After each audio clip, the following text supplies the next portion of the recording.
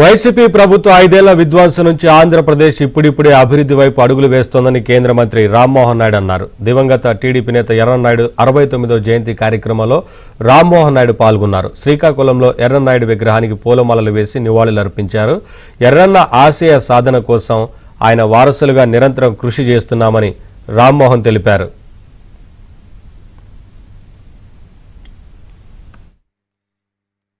రోజు ఒక పెద్ద టీమ్గా ఉన్నాం. నేను కానీ, రాష్ట్ర మంత్రివర్యులు అచ్చెన్నాయుడు గారు కానీ, పెద్దలు కోన రవికుమార్ గారు కానీ, మిగిలినటువంటి శాసనసభ్యులు కానీ, కూటమి ప్రభుత్వ నాయకులు కానీ, అందరిది ఒకే ఆలోచన, రాష్ట్రం మళ్ళీ అభివృద్ధి చెందాలి.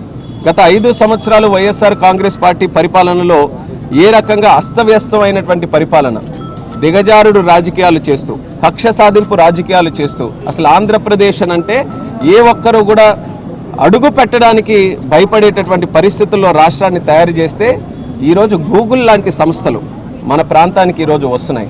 రెడ్ కార్పెట్ వేసుకొని ప్రతి ఒక్కరిని కూడా ఆహ్వానిస్తూ మన దగ్గర మనం పెట్టుబడులు తీసుకొని వస్తున్నామని అంటే ఎంత మార్పు మనం ఈ రాష్ట్రంలో తీసుకొని వచ్చామో ఒకసారి గమనించాలి. ఆ మార్పు గ్రౌండ్ లెవెల్లో కూడా మనం తీసుకొని వెళ్ళాలనంటే మనలాంటి జిల్లాలో కూడా దాని తాలూకా ప్రభావం చూపాలి. దానికి అందరూ కూడా సహకరిస్తున్నారు, అభినందిస్తున్నారు.